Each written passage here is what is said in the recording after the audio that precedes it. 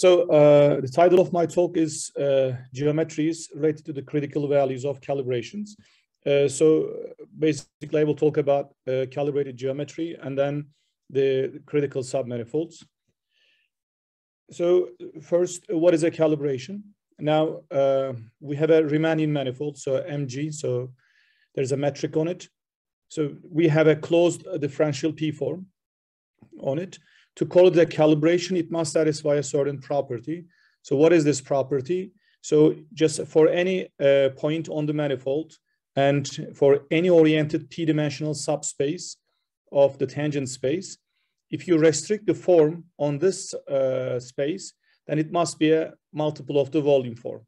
And if this multiple is always less than or equal to 1, then we call this differential form, closed differential form, calibration.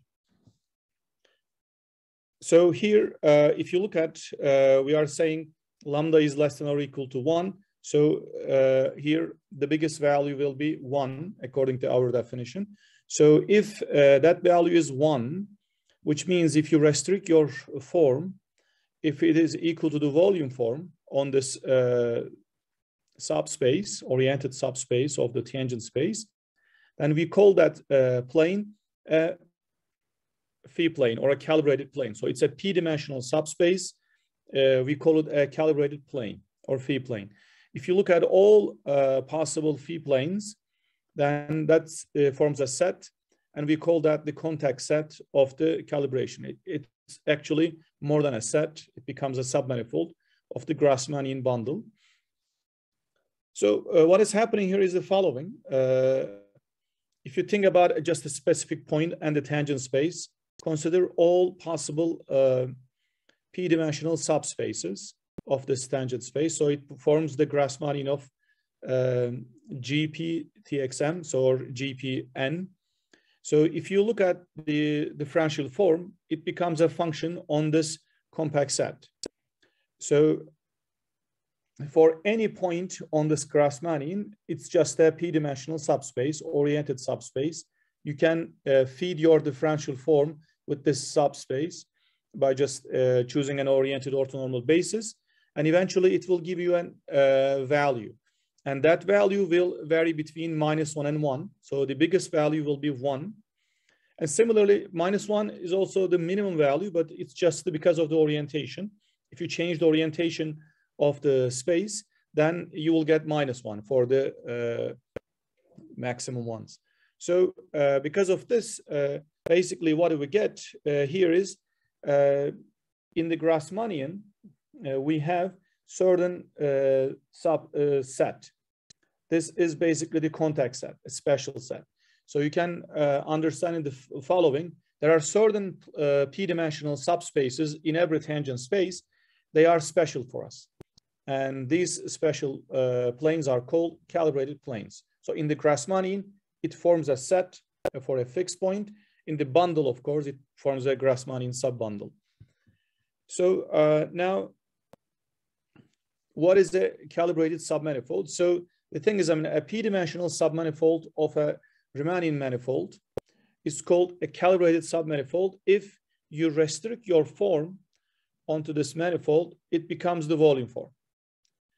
So this means the following: any tangent space of this submanifold is a phi plane. So it is coming from the special set. So any tangent space, for any tangent space, this is going to be true. I mean, it's not easy to find actually a calibration. So because the condition is very restrictive. I mean, it's a strong condition because you are assuming that for every p-dimensional subspace, you must get a number, and that number must be less than or equal to 1.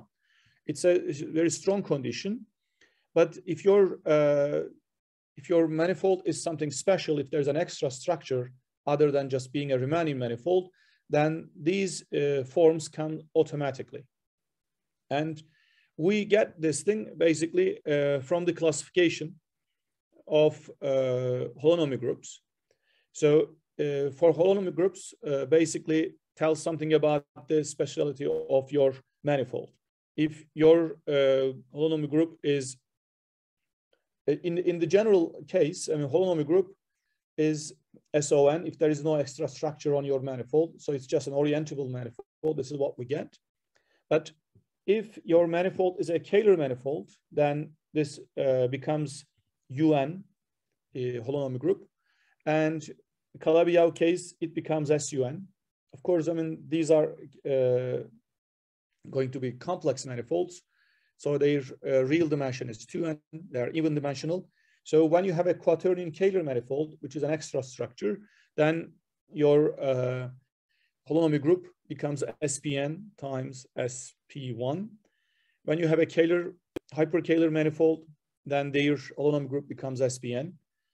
And they, in the case quaternion Kähler and hyperkähler, these are like 4n dimensional, real 4n dimensional manifolds. And we have also some special ones or exceptional ones, basically. I mean, Kähler, Calabi-Yau, quaternion Kähler, and hyperkähler are called special, but this G2 manifold and spin 7 manifolds are exceptional ones, because G2 manifold must be a 7-dimensional manifold, and spin 7 manifold must be an 8-dimensional manifold. So this comes from the classification of Bourget in 1951.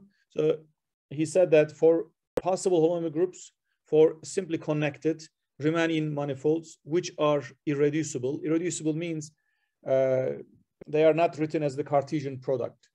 Just one, they cannot be written as Cartesian product. And non-symmetric is basically the list I mentioned. Why we assume non-symmetric? Because for the symmetric manifolds, they are written as homogeneous spaces. And as G over H, where G and H are both Lie groups, H becomes automatically their holonomic group. So what do we care about these holonomic groups? As I said, these special forms, calibrations comes automatically when you have an extra structure. So what do we have? For example, in the Kähler manifolds, when you have the Kähler form, and Kähler form and its powers with p power normalized with p factorial, they become calibrations. So what are the calibrated planes in this case? What are the special planes? Basically, the complex p planes becomes your special planes, calibrated planes. And automatically this tells you the following. If you are looking for a calibrated submanifold in a Kähler manifold, then your tangent spaces must be complex planes, p-dimensional complex planes. This automatically says that, and your submanifold must be a complex manifold. And when you come to the Calabi-Yau case, in this case, in the Calabi-Yau case, there is a top form, holomorphic top form. Its real part becomes a calibration, and it calibrates special planes. They are called special Lagrangian, because if a plane is calibrated by this, automatically it must be Lagrangian. And when you look at this, the imaginary part of this omega holomorphic volume form, it also vanishes. That's the reason we call special Lagrangian. And in the hyperkähler manifold case, we have this 4 form, because in the hyperkähler manifold, you have more than one Kähler structure. If you somehow add them up and normalize them, so 1/3, then it becomes a calibration. What does it calibrate? It calibrates quaternion lines. So they are 4-dimensional quaternion lines.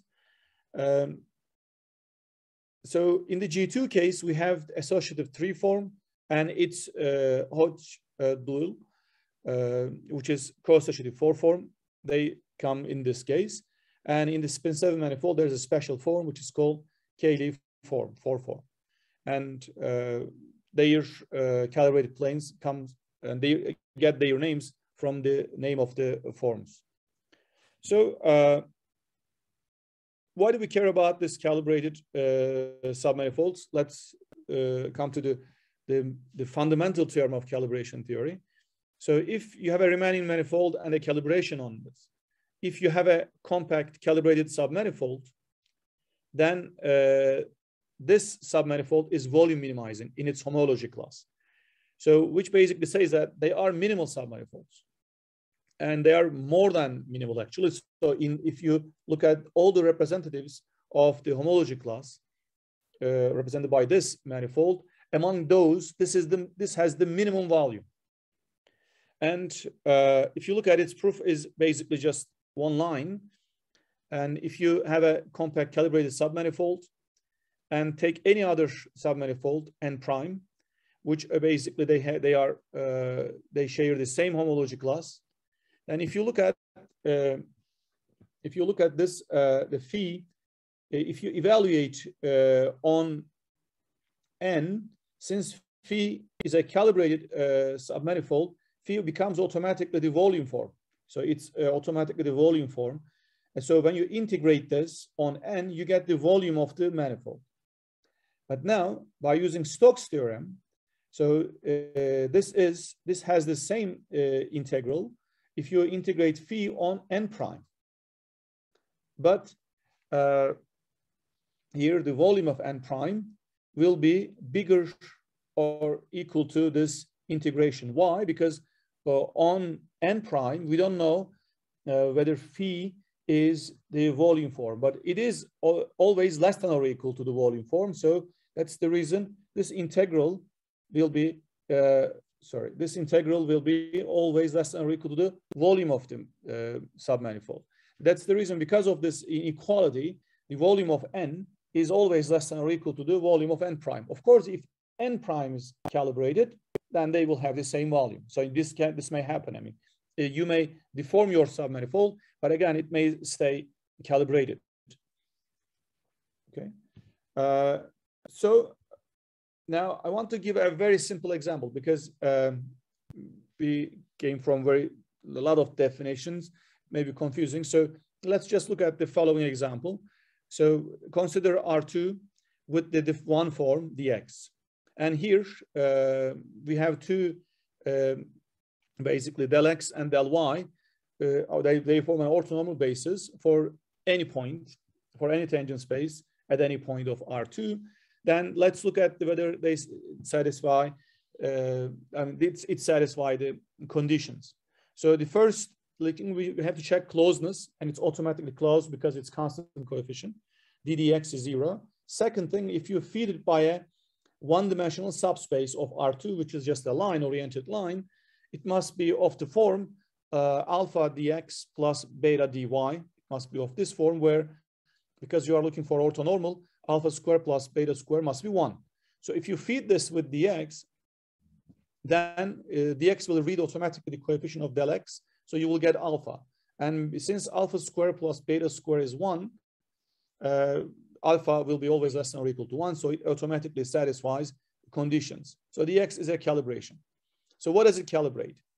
And so we want when it becomes 1. It becomes 1 when alpha is equal to 1. If alpha is equal to 1, beta must be 0, which means that this only the calibrated planes are just lines which are parallel to the x-axis. So the contact set of this calibration is basically contains only the x-axis. If you just think all of them are the same, with positive direction as the orientation. If you take the negative direction, you will get -1. And what are the calibrated submanifolds? So you are the calibrated submanifolds must be one-dimensional, because your form is one form. So they will be curves. Which curves? So these are the curves whose tangent space will be always like the x-axis with a positive orientation, which means that there's only one possibility, that's just the line. Okay. Now, this was the first example. And in this example, we saw that actually calibrated submanifolds are not interesting. They don't have a very nice picture, just lines, just lines. And we know lines are, if you think they are the geodesics, and if you take 2 points, they are the ones which have the smallest length connecting these 2 points. So they are not so special actually. And the other thing is, we have this hyperkähler. In the hyperkähler case, we have this form, the quaternion calibration. And if you look at its contact set is quaternion lines. So in this example, in this trivial example, actually we weren't expecting a rich geometry because your calibrated planes are rare. Only one plane, only one line basically. I mean, how do you expect a rich geometry from this? But in this case, in this example, your contact set is huge. So you are expecting I can find lots of calibrated submanifolds of this calibration because my possibility for the possible tangent spaces is a lot, huge. I mean, it's HPN minus 1. But unfortunately, even in this case, our submanifolds are just planes. I mean, in terms of quaternion language, they are quaternion lines. So 4-dimensional planes, which are just quaternion lines. Okay, so now let's come to this observation. I mean, you were expecting a rich geometry because you had lots of possibilities for the tangent space for your submanifold, but unfortunately, you cannot find one other than just planes, and planes are not interesting for us. So, but now we observe the following here. What was special about this calibrated planes? In terms of the Grassmannian, if you think, these special planes were corresponding to the 1, the biggest value, the maximum value. And that 1 is a critical value. And so we just said, okay, so here the speciality of this things come from the being 1 as the critical value. Other than this, of course, it's a maximum value. So then we considered some other planes in the Grassmannian, some other special planes. We wanted to extend our possibilities for the tangent spaces of the submanifolds we want to construct. And we said that now, let's look at this function. And we look at this associated subbundle in the Grassmannian, the critical points of this phi on the Grassmannian. So that means here C is a critical value.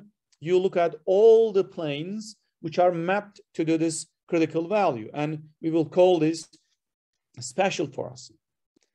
Okay, so now this definition comes, and we have a calibrated manifold with a calibration phi. Then any oriented p-dimensional manifold will be called a phi critical submanifold with the critical value C if the tangent space of the submanifold is in this critical set in the Grassmannian. So it's in the subbundle. So for any point on the manifold N. So what is this set? As I mentioned, these are the possible tangent spaces, which are the elements in the Grassmannian, which are mapped to C, but also they must be critical because there may be some other planes which are mapped to C, but they are not maybe critical because your domain is huge. It's a manifold. Depending on the case, it may be 15-dimensional, 20-dimensional, 50-dimensional. So that's the reason they may be some other points. So you just look at for the critical ones. So here, again, if you restrict your phi on this manifold, then it becomes a multiple of the evolving form, but this time it will be C multiple. If C is, of course, 1, then they become calibrated submanifolds. And we call these things phi calibrated submanifolds with the value, I mean, if the value is C. If the value is 1, they are the calibrated submanifolds. So that means automatically our observation is a generalization. So we look for some other possibilities. So then now let's look at the main theorem. What do we get from this? Actually, it's something similar to the fundamental theorem of calibration theory, but it's of course a little bit weaker. In that theorem, you have a global minimum, but here we will have at least a local minimum. So what does it say? So let's N be a submanifold, N be a manifold, p-dimensional oriented compact manifold with a boundary, and you have an immersion of this in a manifold M, which is calibrated. And let's say that its boundary is PC here, which is the image of F, your immersion, over the boundary of N. And you look at all possible immersions as long as they fix the boundary. So you look at all immersions which have the same boundary as F. So you can think like, I mean, you have just an immersion, and you look at its deformation as long as you fix the boundary. And here we have these immersions, and we look at this critical set. We call it this G critical C plus, because C is the special value, and plus because we are looking for all the local maximum ones. So now we have a restriction here. We have the critical value, and we want it to be a local maximum. So in this case, our theorem comes. Let me just summarize it. It's just, so it says that, Emma, if your immersion is a phi critical immersion, which means all these tangent spaces of your immersion comes from this special set, the G C plus, then they become minimal. They become minimal if you consider all nearby deformations of your submanifold. So in the C1 topology of the immersions, and then there's a neighborhood. In this neighborhood, if you look at all possible immersions, then among these, your immersion has the lowest volume. Of course, if there are some others, and if the volume of another immersion is same, it must be this phi critical immersion. So what do we get from here? If you don't have a good geometry, I mean, if you don't have some special examples, then rather than looking at the calibrated submanifolds, you can look at this phi critical submanifolds, which is just a generalization. You look at the other critical points other than 1 and -1. Okay, so for this theorem, let me just say a couple of remarks. If it is a negative critical value, then you assume it must be a local minimum. It's the same thing, just because of the orientation business. Second thing, Rn is here is in the theorem, we say it's an embedding into or immersion into Rn. Rn is not actually special. It works for any calibrated manifold, as long as Fn and Gn. So for any immersion, if you look at these two things, their difference must be a boundary. So in the homology class, because you are going to use Stokes theorem, so it must be a boundary. And furthermore, this proof also works if your N doesn't have a boundary. But in this case, of course, you cannot embed it as a minimal submanifold into Rn. M must be a compact manifold.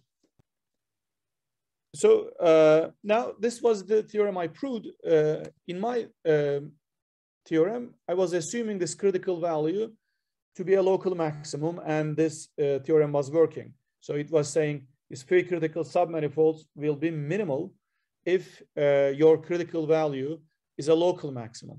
And after this, Colin Robles from Duke proved that actually you can change the assumptions.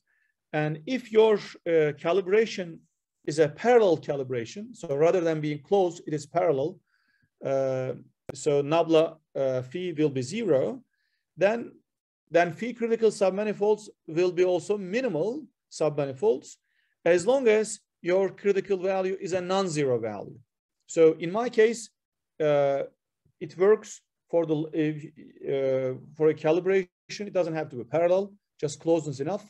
But your critical value is a local maximum. In her theorem, calibration must be parallel, but critical value can be anything as long as it's non-zero. Then corresponding critical submanifolds are minimal. In terms of application, actually her theorem is a little bit more applicable, because proving something is local maximum is not very easy. And it's not easy, and among the candidates, I mean, you may not be so lucky to get a local maximum. And so what did I prove by using her theorem? If you look at this quaternion calibration, we said that the phi submanifolds are not interesting. They are just quaternion lines. I proved that if you look at the critical values other than +1 and -1, 1/3 plus minus 1/3 are also critical values. And the phi critical submanifolds include all complex isotropic submanifolds for any complex structure, because we have more than one complex structure. And in particular, when you take n is equal to 2, in this case, it will include all complex Lagrangian. I mean, it's just the dimension business, because isotropic becomes Lagrangian when n is equal to 2 case. And recently also, I mean, we observed and that not only the complex Lagrangians, also all hyper Lagrangians are going to be phi critical submanifolds too. So they are automatically minimal. And Robles' example is working for any compact simple Lie group with a Cartan tree form. And if the rank of the Lie algebra is greater than 1, in this case, the critical set is bigger than the contact set, which means there are some other critical values other than +1 and -1.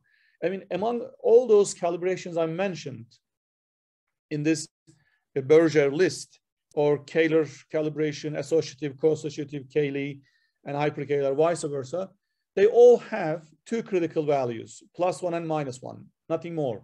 But the others, like the one I gave and her example, they have some other critical values. So you have the possibilities for a richer geometry.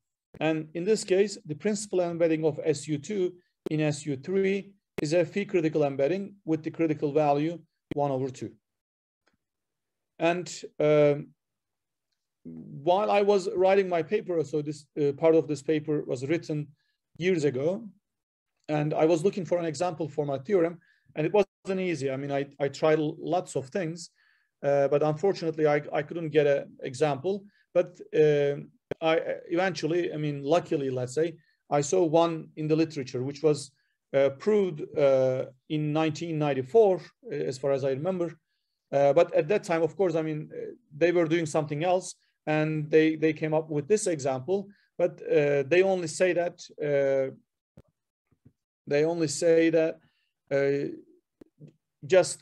they form a local maximum, but they don't say anything about their minimality.